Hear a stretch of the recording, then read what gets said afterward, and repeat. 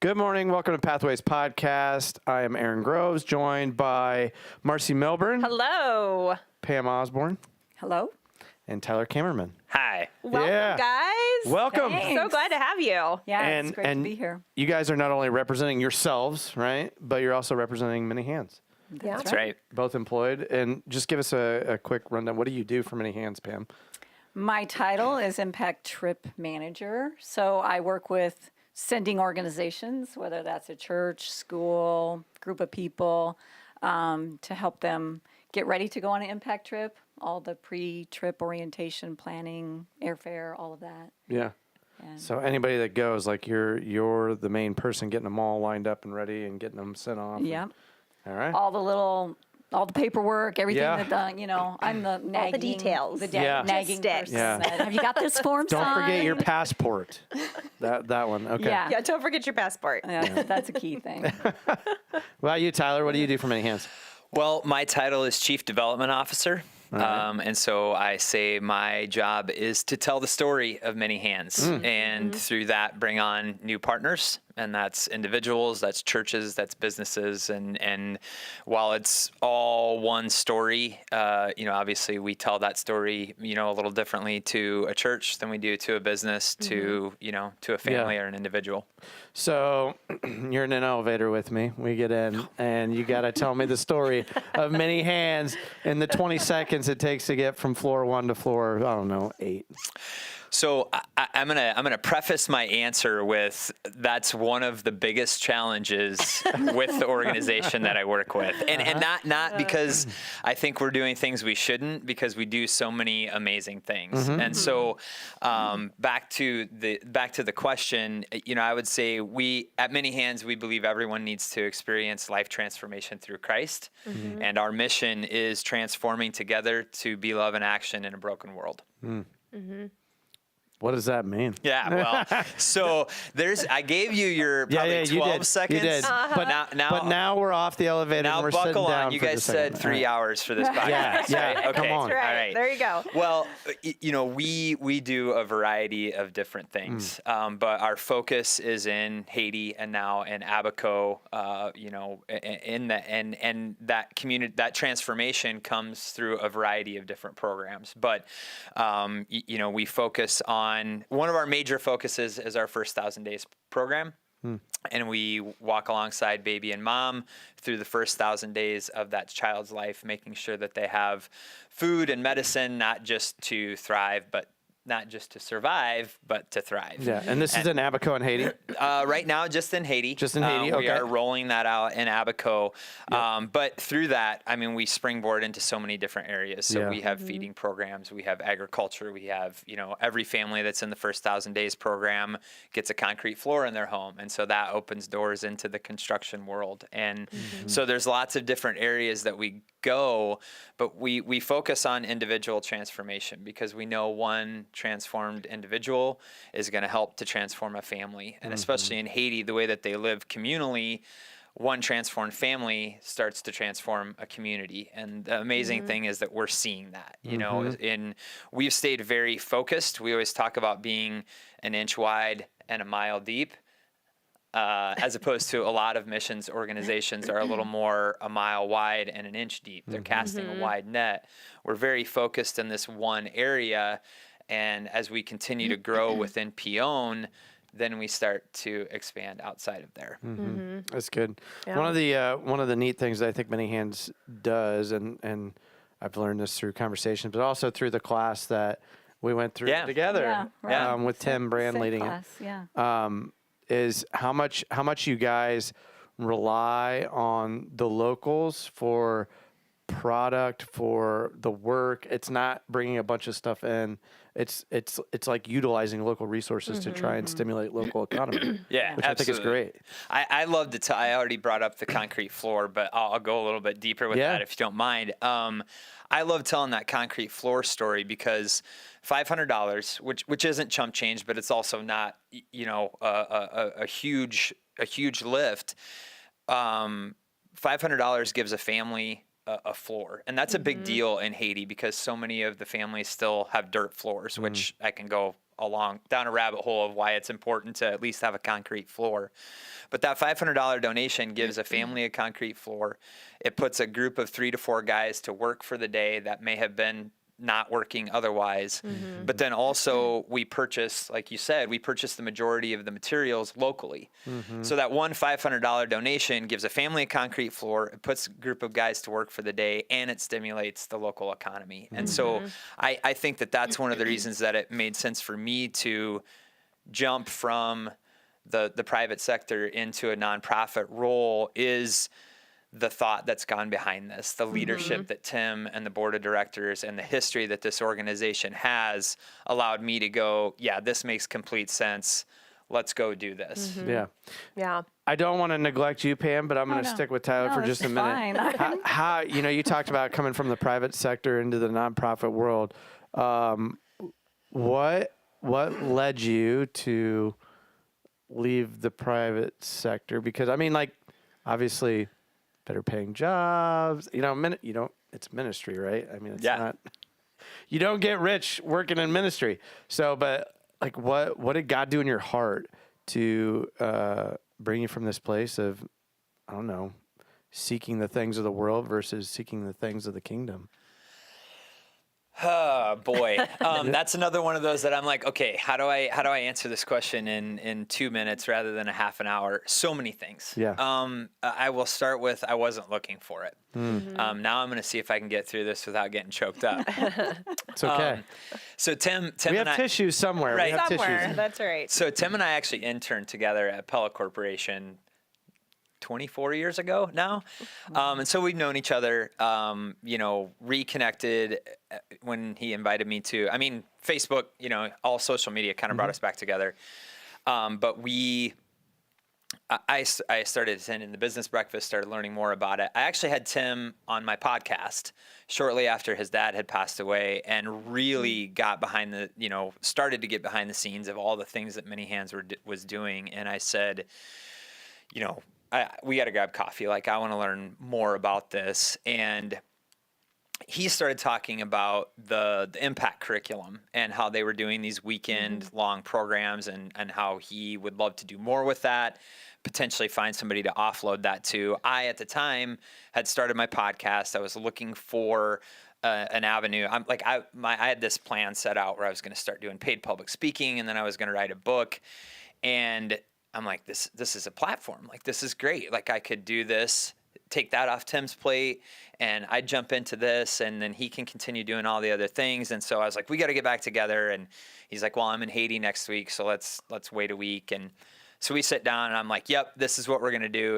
And he says, well, hang on to your chair because I got something else for you. And I'm like, okay. And he said, well, I want you to be our development officer. And I sat there for a second, and I'm like, well, I've raised $5,000 for the Epilepsy Foundation once. I'm guessing that's a little bit short of what you're hoping for here. And he's like, yeah, but he said, you're as good as anybody I know at building relationships with people. And that's what I need in this role. I need somebody like that in Des Moines to do this. And so I was like, well, obviously I need to, talk to my wife about it. I need to pray about this. And it was just, every time I tried to say no, God said yes, and it wasn't something I was looking for. It was something that God completely, gosh darn it. Let me ask you, why does it make you emotional to talk about that? Because I know that I'm stepping into what God called me to do. Yeah. It's a good place to be. So Yeah. did you feel like in that moment you had lived where God wasn't calling you to do, and now all of a sudden here's this open door? Or do you feel like you had been living and it was just, okay, here's the next thing you're going to do? Yeah. So, I think you're going to get me into a therapy room here in a minute, but there was a lot there, I left high school and there was a good 10 or 15 years that I was not walking with God. But I would say for the last decade, I have been chasing after him, but not necessarily. I never thought that the work day, I always thought mission was going to be over here and work was going to be over here. Yeah. And so I think I get emotional, and Pam's heard me say this, but I think, the 20 years of work that I had prior to this completely prepped me for the role that I'm in Yeah. now. Like it just almost every single role that I've had has led to helping me do this job Yeah. better. Training ground. So, like I said, I mean, yes. Say, why do I get emotional? It's because, I mean, I think it just, I feel like, well, so I met with my pastor at my church probably 8 months ago, or maybe it was a year now, but he asked me, have you ever thought about doing ministry full time? And without thinking about it, I'm like, I am. Like, I'm not a pastor, but like I am doing ministry full time, utilizing the gifts that God's given me to do this. That's awesome. Yeah. How long have you been with Many Hands? It was 2 years in July. Okay. Yeah. Very good. So what? So I think there's probably a lot of people that go their entire life of missing a calling, or being afraid maybe to step away from what they know or what's comfortable. God's leading them in one direction, and they just can't give something else up, or they just maybe they don't feel equipped. What kind of fulfillment and joy do you get from knowing that you are serving in the role that you've been called to do? You've been prepared to do, but and maybe we need to start with this question. Was it a little scary to say yes at first? Oh, 100%. Yeah.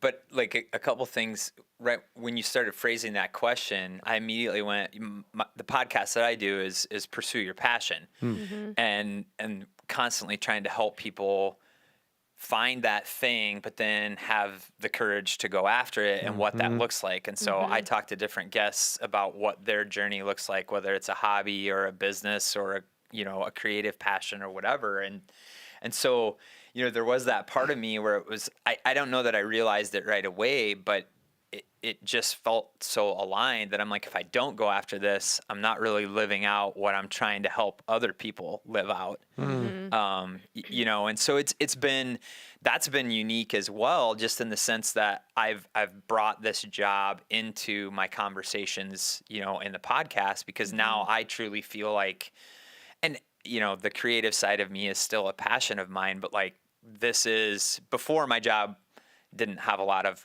my heart in it or my passion in it, and now it does, because I get to serve others and I get to utilize the talents that I've been given to serve God. So what, in that moment when Tim came to you, what would you say your passion was that really was like, yeah, this is where I should go? Like, what was your passion, or maybe still is your passion, that you get to do every day what you're passionate about? Yeah, well, I mean, creating relationships with people. I mean, I've known that, and my mom has told me when we'd go on vacations when I was a kid, and like 30 minutes later I found a friend on the playground or whatever, and so like that's a natural ability that God gave me, but that I've continued to hone through different careers, and different ways that, I've served in the church and everything else. That's awesome. Yeah. Can I pivot real quick? Get Pam involved here. Sure. What, we're on the topic of passion. I feel like maybe I'm stealing your podcast idea. Right Go. here. Yeah. Do it. And if you have something else to add, jump in, because you're the expert in this area. But what would you say, like, when you got, I don't know, God was stirring in your heart about going to Many Hands, what were you passionate about that made you think, yes, this is where I'm supposed to go and this is what I'm supposed to do? Yeah, well, I'm going to back up a little bit to answer that. I have always had a desire to travel and learn about other cultures. And I remember as a little girl, my parents would take me to the Sunday afternoon travelogues at the Capitol Theater. This is like in the 70s, and it would feature somebody who'd been to mostly international, some other country. And they would like literally click through pictures, and I just was so fascinated by that, And so then in my 20s, I was not living a very God-honoring life, but I still had that desire to travel. And I always said that I would never live in Newton, Iowa, because it's too small and everybody knows your business. And so I spent a summer in LA working for Hughes Aircraft Company. I spent a summer in New York as a nanny. I spent a semester in London and, bought the Eurail pass and did the 7 countries in 3 weeks. I was just like, I'm not going to be the small town Iowa girl. Yeah. And I just want to see the world and learn about other people. And so then as, my faith journey has been more of just a very gradual surrender through the years. I'd like to say I had a powerful conversion story, but my story's pretty boring. Grew up in the church, but it's just been this gradual surrender. So as I surrendered more and more of, my desires, I just felt like God's equipped me with this desire to learn about other cultures, and I can use that for his kingdom. And my journey to Many Hands, it's kind of a funny story. Our good friends and neighbors, the Rosslers, Steve had been to Haiti with Many Hands with one of his sons. And he came back, and I was just really fascinated about his trip. And I started, learning more about Many Hands. And I think it was like 2016. I called Tim Brand up, and I said, "Would you meet me for lunch?" And I just boldly took my resume and handed it to him, and and he's like, "Whoa, girl! Like maybe you just need to figure out more about what our organization does and get involved." Yeah. So then in 2019, our youngest son Tate went to Haiti with Many Hands through Pella Christian Winterim, and it was an international trip, right? I want to go as a mom chaperone. And so I went, and it was a phenomenal trip. Christy Gephardt, who's one of our missionaries there in country, I'm sure I asked her 500 questions through the week, and she was probably like, "Get that lady." But I was just like wanting to soak it up, and it was just seeing what Many Hands does so differently, like Tyler was saying, it's just really diving into people's lives and transforming individuals, which transforms families. And I just came back like, wow, I want to be a part of this. And I don't know what that looks like. And here's the kind of amazing, just how God works. So Laura, now Johnson, was the other female chaperone on that trip in 2019. The two of us now work very closely together. She is our full-time missionary in Abaco. And, we got to know each other on that trip, shared a hotel room together, and God just has woven our lives together. That's awesome. Yeah. So your passion for travel kind of kickstarted off this, this journey into knowing Many Hands. And now you get to help people travel. Yeah. Right. All the logistics. Right. And I guess I would say I was hired as a special projects manager. That was the role that I started just a little before Tyler, 2 years ago, this past April. And I had been working at a job that was very comfortable, and it was very routine, and I was good at it, and I'm like a planner, and I like to master things, but I just felt like God was saying, this is what you're supposed to do. And it was a step in faith to say yes. And I would say the first year, it was really challenging because it was a bunch of different special projects that I did. And everyone was like, "I don't know how to do this, I'm going to have to research this and learn this." And then the role, because Laura Nicholson used to do what I do now. And so then when she made the full-time commitment to being in Abaco, that's when the role of the Impact Trip Manager opened up. And then I stepped into that. So it was a little bit of a two-step journey to get to where I am now. That's good. And this is a question for both of you, but I'll start with you, Pam. How important was it for you to, as you were discerning where God was calling you, how important was it for you to meet with others and to process what God was doing, and then to to go into prayer about it and to get affirmation, whether it was through CJ, your husband, or others? How important was it to process it with others, or was it? Oh, absolutely. So at the time, well, I should back up. So in 2019, CJ and I were leading a group through the Way of Life, which is Vantage Point 3 material that we offer here at the Way. Get a plug in. Here we go. There you go. Yeah, Here we go. offer the journey, a way of life, and walking with others. And it is such amazing material. I mean, I've done Bible studies my whole life, and this is, you're in community, and you go deep with this group. And as adults, we learn best when we're in community, and we have people that reflect, tell us what we're good at and areas that we need to grow in. And so anyway, we were leading this group in 2019 when I went to Haiti with Tate, and I came back, and we were just at the point where we had done our reflection on our spiritual gifts. And I wrote this prayer about, Lord, I know how you've equipped me, the gifts you've given me, my strengths, and I just, I want to use them to glorify you. And I know that it's somehow it's in missions, and I don't know whether it's a role at the Way or with many hands, but just guide me in that. And this past January, 5 years later, we're leading our third group through this material, and I read that prayer, and it just hit me like, wow, I had no idea what God had planned for me, and his timing, like. At that time, I was ready to work from many hands. Like, I just wanted to do something different. I just felt this urge that the Lord was leading me. There was just something more that I was supposed to be doing than where my current job was taking me.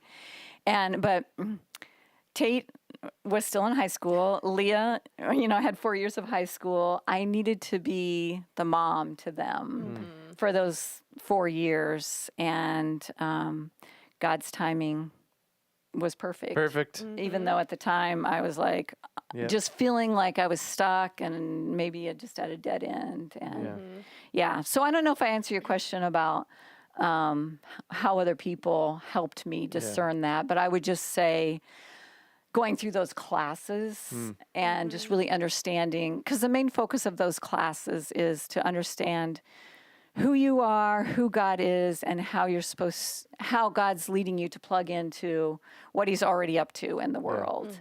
And so, yes, those classes, and obviously prayer and talking with my dear husband, CJ. And how did that go? Like, was he on board initially, or was like, we need to pray about this? Or was it like, just did the 4 years help? Yeah, he was on board. Yeah. And here's the thing, like, I'm a numbers and a detail person.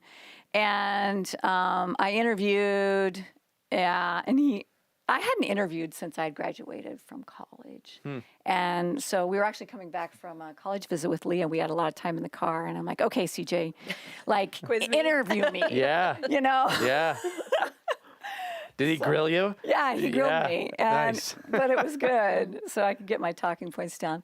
But you know what? You're such a detail-oriented person. You grabbed me at church on Sunday, and you wanted to know the questions we're going to be asking on the podcast. And I'm like, I have no idea. I never have questions. If you want preparation and someone who's organized, go to Marcy. Like, email her. right, Marcy and I share that vibe. That's right. I get you. But what I was going to say is, like, this is just how God meets you where you're at. So when I was given the offer, the salary was within $100 of what I was currently making. And the vacation was the same, like everything matched up, because I'm like, pros, cons, let's just weigh this out. And the Lord was like, no, there's nothing Not even going to be that you have to weigh. Like, you were just supposed to do this. So, Praise What God. affirmation. That's great. Yeah, no kidding. yeah. It's good. What about it, Tyler? What I love about this, like, I'm over here grinning. Pam and I already know from working together that we are almost polar opposites.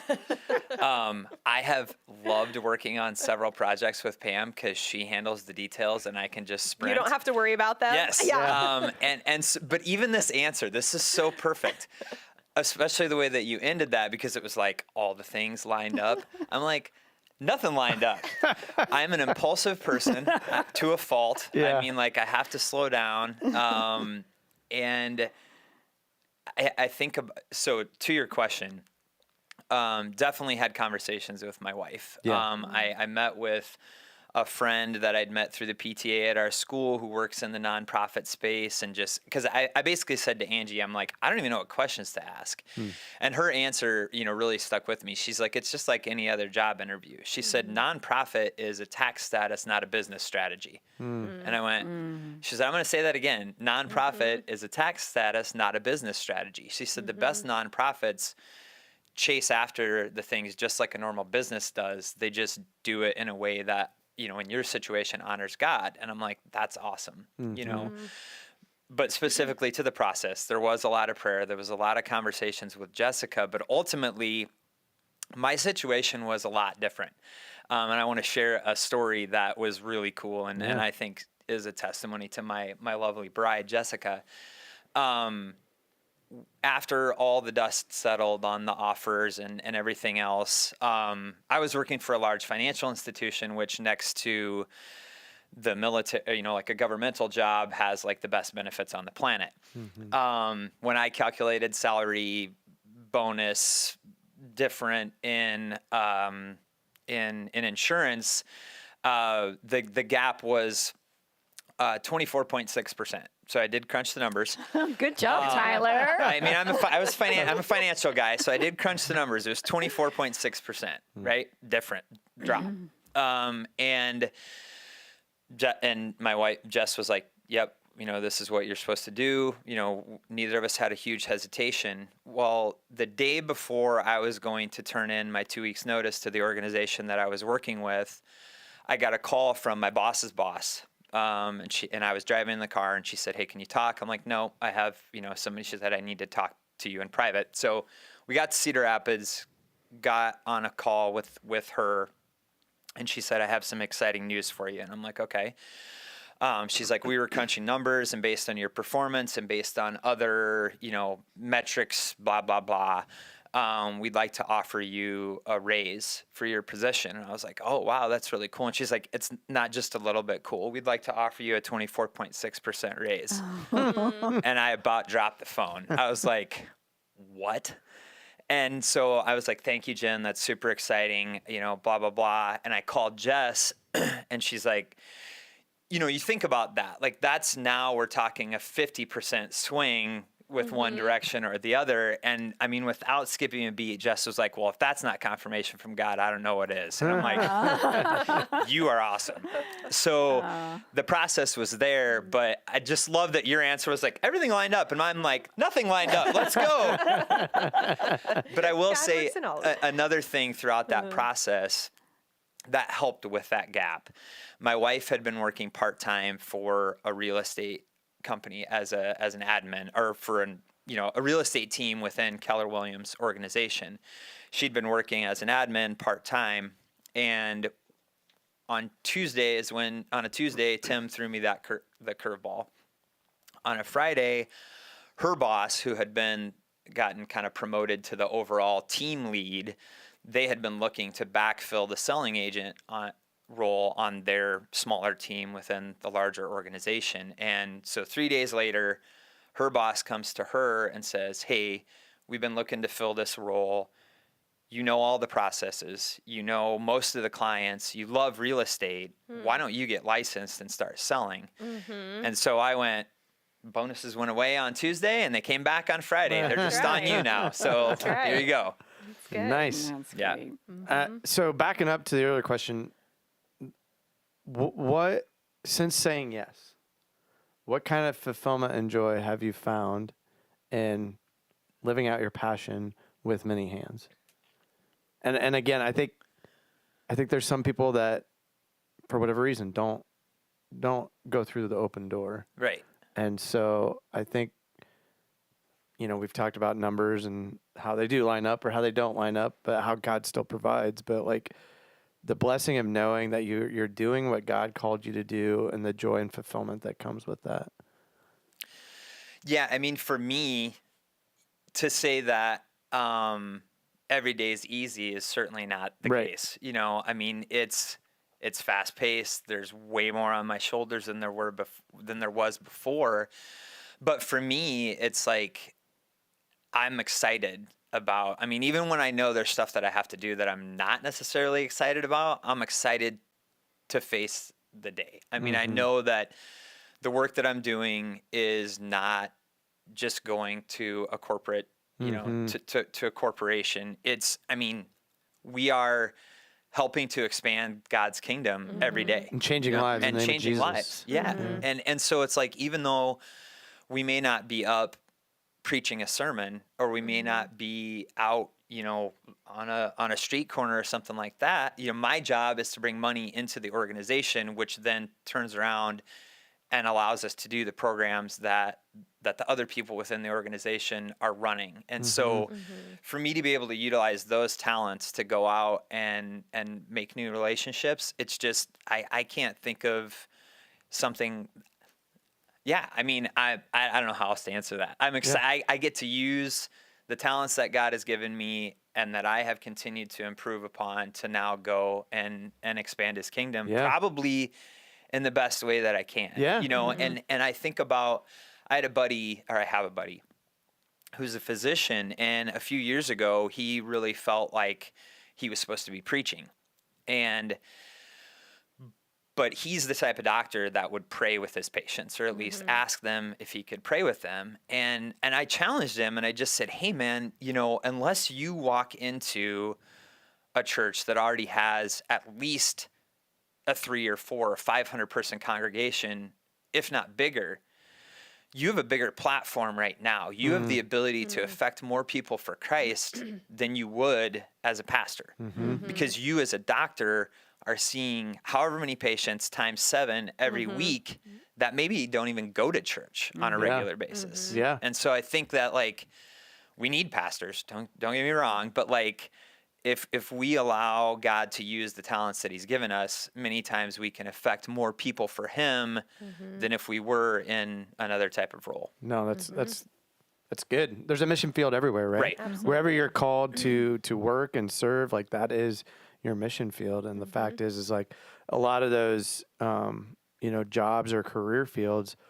are on the front lines. They're in the midst of darkness. Like, I come to church, you know, I work at a church. So, like, I mean, it's whoever walks through the door, you know, is who we're ministering to. But, like, you know, when I was in law enforcement, like, I was in the middle of chaos, in the middle of darkness, and the ministry was just different. Yeah. But that's where God had me. He has me here now, so I'm trying to make the most of that. But yeah, Yeah.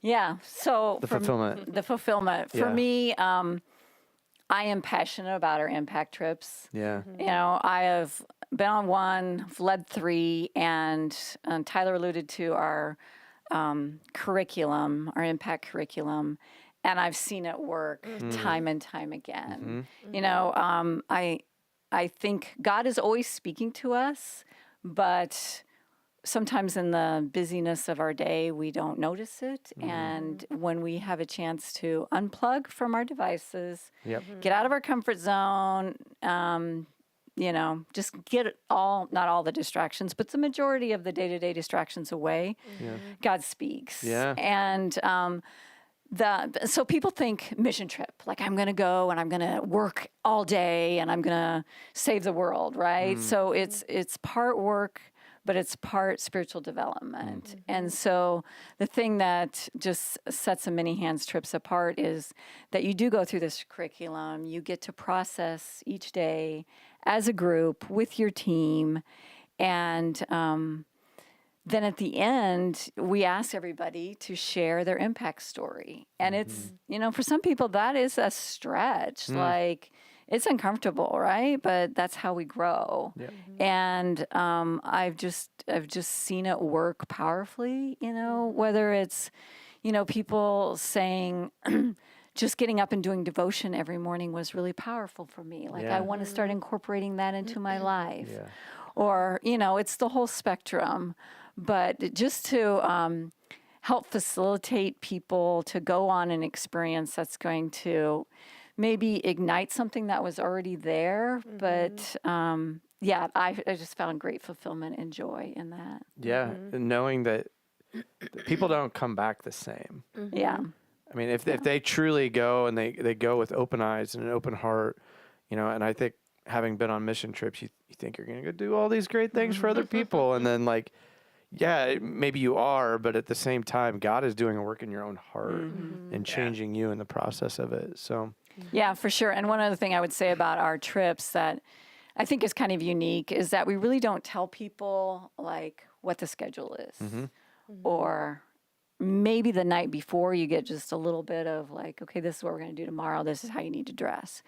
But as Americans, that is like Unsettling. People just do not like Yeah. that. And it That's true. and it is really good. I mean, Laura does a great job of executing it in country. She's just like, we'll see. And it just our ability to control things. We just want to control everything. I mean, I struggle with that personally. So, I love the spontaneity. I mean, you all about it? Yeah.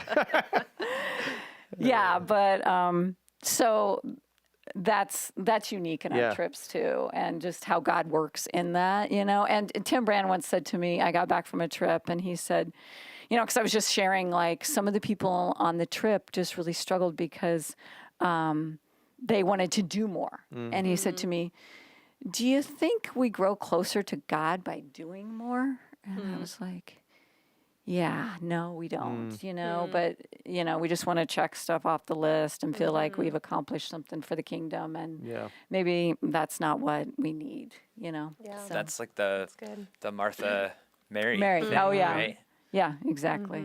That's good. Well, speaking of impact, why don't you get a plug in for here at the Way? Yeah. Right? We're going to have an impact trip coming up in February. February 2025. But if someone's interested in learning more about it, how do they do that? Yeah, well, there's going to be some information in the bulletin inserts the next couple Sundays. And then I'm going to have an informational meeting after the 11 o'clock service. Thank you, on September 22nd.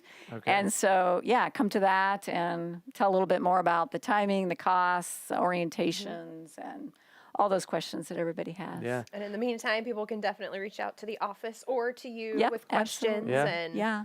Or I would say, more if you have some information. questions about how it was, the Guthries went on it. Oh, right? yeah, there's lots And of people that have Ashley this. Smith's another one. Yeah. Who else from our Ambrosians? Did Larry and Diana? Larry and Okay. Diana have Yeah. been.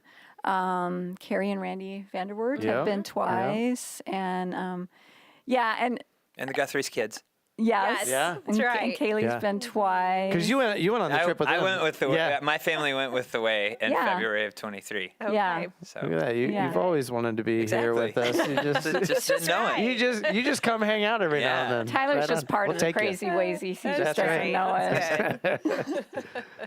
No, that's good. And so what would you say for someone who's maybe on the fence about, I don't know if I should go, I don't know, like if I can, just take that much time away, or, I don't know if God's really calling me to do that.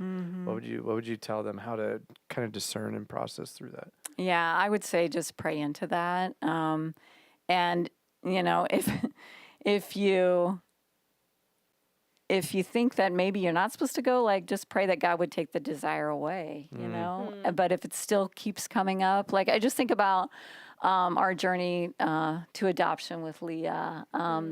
That was like a 5-year discernment process. And there was a lot that went into that decision. And lots of times I heard a sermon and God's voice was like, yeah, do you need any more confirmation? Just pray into it. And God will reveal what you're supposed to do. Yeah. That's good. That's good. What do you got on the docket over there, Marcy, in your list of questions? That I don't know. I didn't really have a list today. I know you're probably shocked. So just see where the conversation goes. So, yeah, but I'll ask some more questions.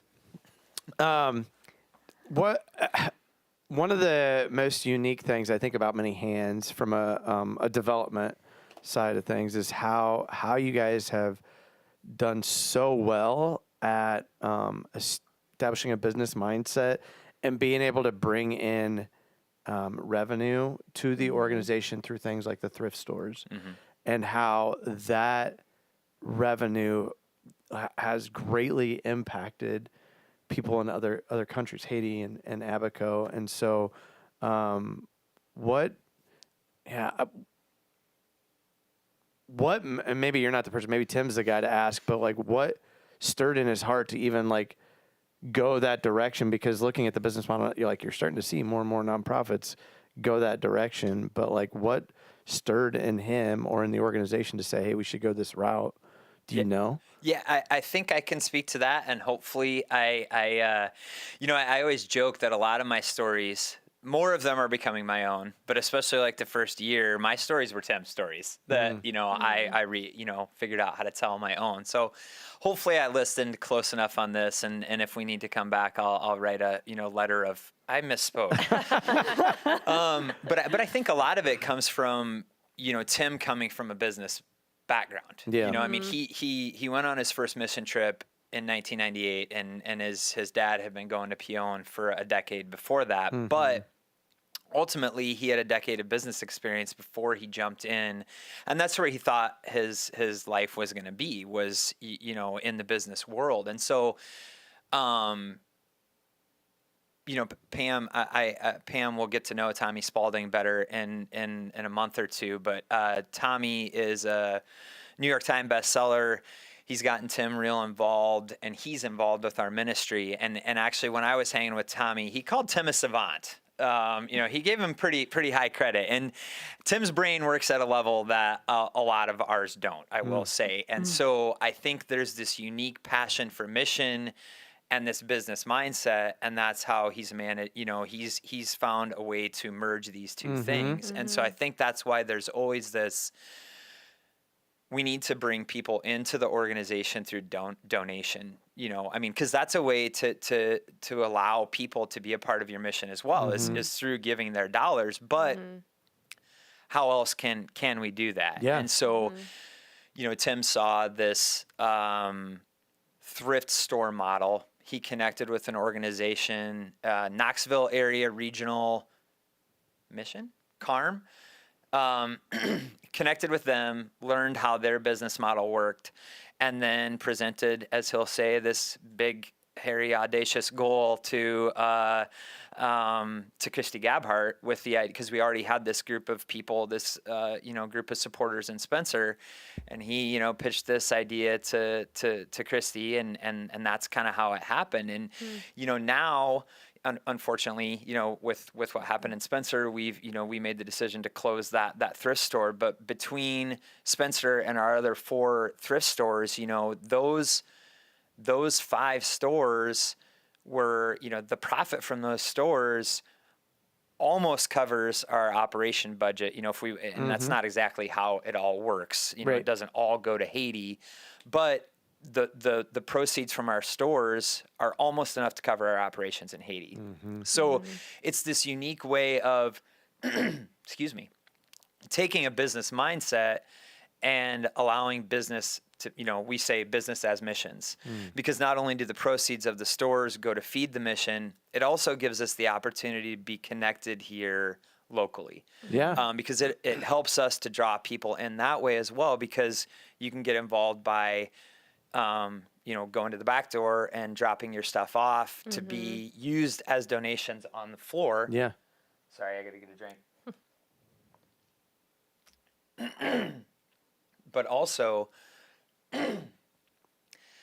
walking in the front door. Yeah. Yeah. I always talk about, we provide a dignified shopping experience. There are certain thrift stores out there that might be a little less than in that area. You walk in our doors and it's clean, it's organized. So I always thought, like, if I was in a position that's the only place that I could afford for back to school shopping, I wouldn't feel bad walking through the door with my child. You know, I mean, you walk in a mini hand store and it's like walking in a Target. You know, it's like you're going into a normal department store to find these things only at a half or a quarter or, you know, a third of the price. And so that becomes a part of our mission as well is, I mean, don't get me wrong. We're happy for our thrifters. We're happy for our people that go in looking for that deal that they can turn around and sell on eBay. But really what we love is serving the community, giving them high quality products at a lower cost. Yeah. And then there's also the piece of volunteers. You know, it gives people the opportunity to become a part of the mission, whether they have the ability to write a check to donate or not. You know, they can come in and serve with their time. And so all of a sudden, as an international nonprofit, we have the opportunity to have a local mission as well. And actually, one other step further that we were able to help with the Night to Shine event. Yeah, I was going to get to that. Yeah. And so like it allows us also to expand our hands out into the community and help other organizations in a variety of different ways. I mean, sometimes it's in-kind donations like we did with you guys, but sometimes it's like with Dorothy's House. They work with women who are coming out of sex trafficking, and talking with the executive director, you know, she said a lot of times we need to help them change their wardrobe, right? And so we donate vouchers to their organization, so then their women can come in and use those vouchers to shop for new clothes. And we do that with a lot of local organizations. Yeah, and I'll just touch on that a little bit more with Night to Shine. You know, I reached out to you and your organization about Night to Shine, which is the prom night for special needs in our community, and it was the first time we had ever done it as a church. Community Heights had done it the year before, and they wanted to partner, and we had this idea. Well, let's set up like a little prom dress, you know, shopping experience and a suit shopping experience. Got a hold of you guys, and it was like instantly you guys were like, yes, we're on board with that. I pitched that one, and like 2 or 3 people were like, yes, we got to do this. And you guys showed up, delivered everything on racks, and like, man, they would light up when they would come in here. They got to pick out their dress. They got to try it on, and like, and nobody left empty-handed. That's and awesome. It was awesome. It was so cool. But that was something that like we wouldn't have been able to get enough donations on our own here to make that happen. So being able to call you guys and partner with you guys, like, we just really appreciate that. And I know the community here appreciates that. That's too. awesome. So Yeah. And we got to, you know, and particularly with that story, like those are some specialty donations, as you know, for sure, to be able to outfit people for a prom, you know. And so some of those are donations from people, but some of those are relationships with, like, I mean, not to give specific shout outs, but like Stacy's Bridal. You know, we have stores like that give either overstock or their stuff that maybe didn't sell, but then that allows us to help someone that can't afford a wedding dress or be a part of, you know, your guys' event. So it's just a way to become more ingrained in the local community. Back to your, you know, original question. That's awesome. That's awesome.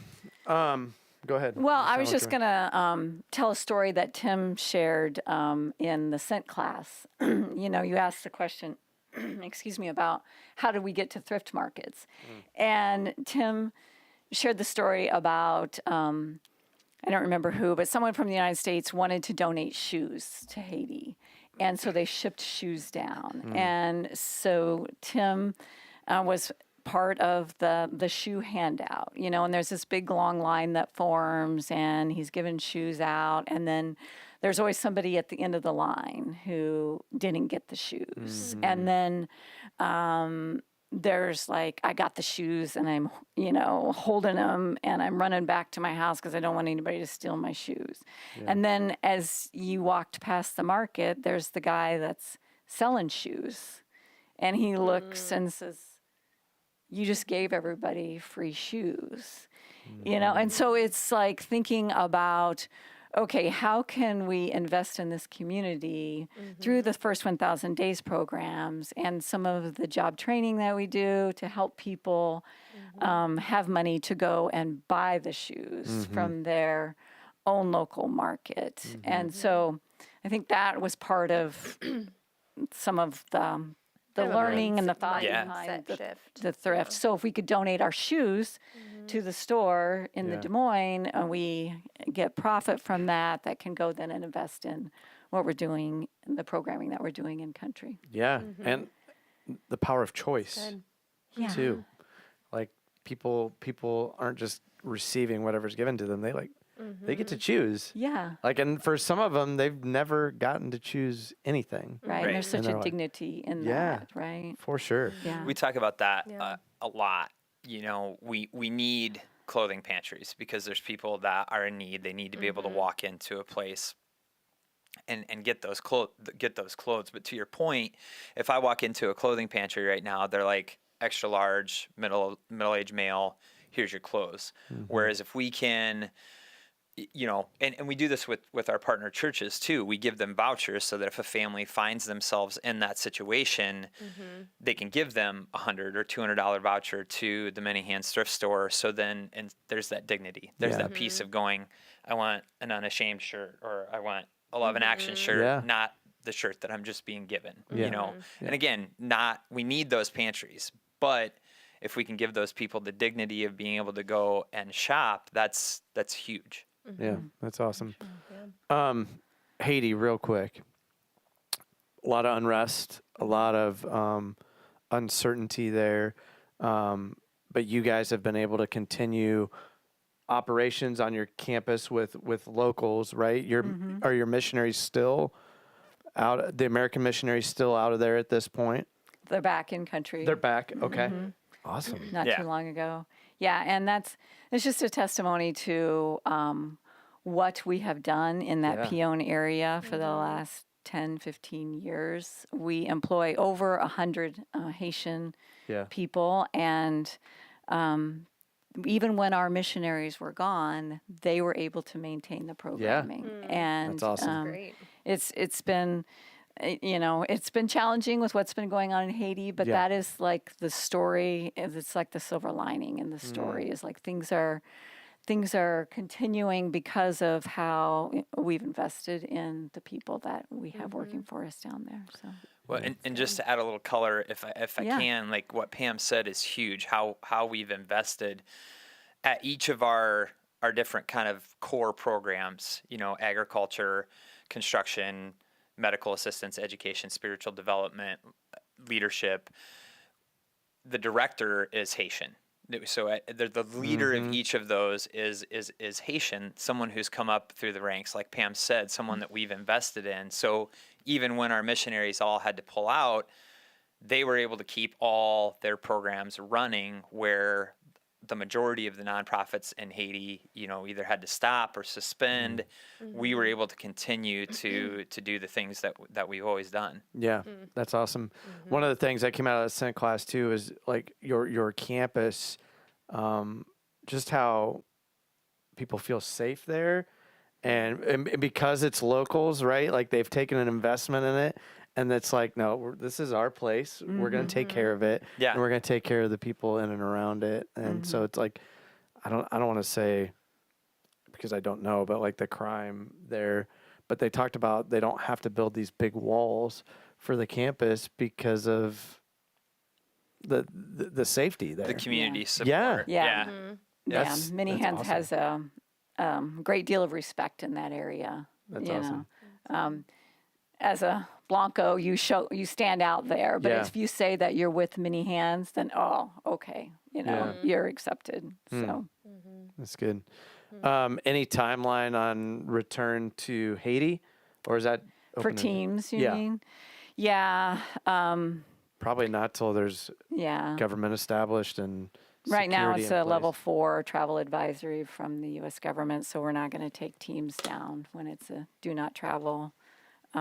So Gotcha. we pray that someday that will change and we're able to take teams again, but we don't know when that will be. Yeah, I know my wife and Marcy. You were Yeah, we were slated to gonna go. That's right. Yeah, Yeah. we were going to go in 2020, and then the time that it would have been that we were there was when the Haitian president got assassinated, and so we would have Exactly. been whisked out pretty fast, Yeah. and would have been during that whole time. So That was a story in itself. it was. Yeah. Just, every time we ask team members to pray about a verse or a theme that God's laid on their heart for that particular trip. And when we were planning that, it was out of Proverbs, commit to the Lord whatever you do, and he shall direct your path. And I just, as the leader, I just prayed through that, like every time there was a decision. And I remember meeting downstairs when Many Hands put out I wasn't working for Many Hands at the time, they put out their COVID policy. And it was just like, yeah, you were a part of that. And we were just like, yeah, this is not what we want to step into. And then the week that we would have been there was when the president got assassinated. And it was like, thank you, Lord, for protecting us Wow. from that. But out of that opened the door for Abaco, right? Yeah. Yeah. Yeah. So Yeah. because Abaco came after the things had kind of closed down and locked down for Haiti, and it was like, well, what are we going to do? And then, Yeah. What, Lo and and I behold. mean, yeah, do we have time? we got time for you, man. Because I think that Abaco itself is a really cool story, and It I'll is. try to Yeah, do the do it. condensed version of it. But it was actually it had been brought up to Tim before that, and a few times. I don't know about several, but like at least a couple times. MFI had brought it up because they were already flying there, and just said, hey, there's a bunch of Haitian refugees here. The Bahamian government doesn't really know what to do with them. This is a place you should think about expanding. And Tim kind of, no. And then he was supposed to go, I think it was October or November of 2019. And then September of 2019 is when Dorian hit. And so he had this trip planned. The island gets leveled. He's like, well, clearly that was not part of God's plan. And I don't think it was, obviously, at the time, because we're not a disaster relief organization. But then it came back again. And so then finally, Tim and Laura and Eric Recker, our board president at the time, went in 2022. Yep. Probably right when you were starting shortly after that, they made the first trip. And, it was like this thing that had gotten planted 3 or 4 years prior. Then, they go in and there's a whole bunch of cool God stories there too. But like that then 3 years later, they return there with now this new opportunity. Again, thinking we're going to be focused on Haitians, but then even that has morphed into there's so many needs beyond the Haitian community there that we'll take some of the stuff that we're doing in Haiti and bring it to Abaco, but it's allowing us to, have new types of mission because there's new types of people and new needs to serve. It's just super exciting. Awesome. Praise God. All in his timing and his plan, right? Amen. Well, is there anything else you guys want to add about, I don't know, Many Hands or anything else before we sign off? I don't think so. Did we cover everything? Because we talked about a few things we wanted to make sure we covered. That's right. Yeah, no, I think it's been good. Good? Aaron, you're great at this. Hey, the only reason this is any good is because the people we bring on here. You guys are all the content. You guys are awesome. That's right. Thank you for what you guys are doing. It is impacting lives. It's impacting our own communities, but it's impacting, people in other countries that need help, and that for a lot of people are out of sight, out of mind. And when you go to a country and you see the poverty and, kids sleeping on a dirt floor, Right. like that tugs at your heart. And, people shouldn't have to live like that. And if we have the means necessary to help with that, let's do it. And you guys are. So thank you to you guys for answering the calling and saying yes to using your gifts to advance God's kingdom. We appreciate it. Yeah. Well, thank you for the opportunity to come and Yeah, talk thanks with for you coming. guys. Yeah. No, it was good. Appreciate it. Thank It you was for all good. you guys do. Mind if I pray us out? That'd be awesome. That'd be All great. right.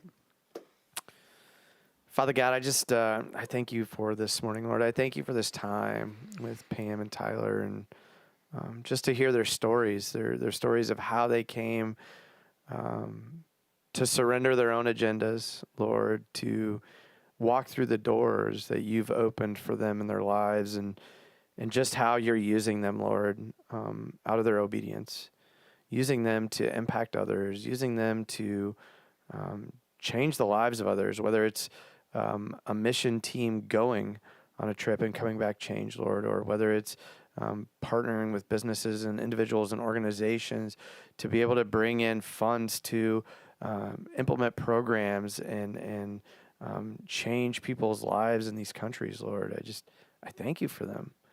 And Lord, I just pray, I pray that others that are listening, that are maybe having their hearts tugged on God calling them to serve Him instead of themselves, Lord, I pray that you just work in their hearts, change their hearts, make it clear to them, Lord, make the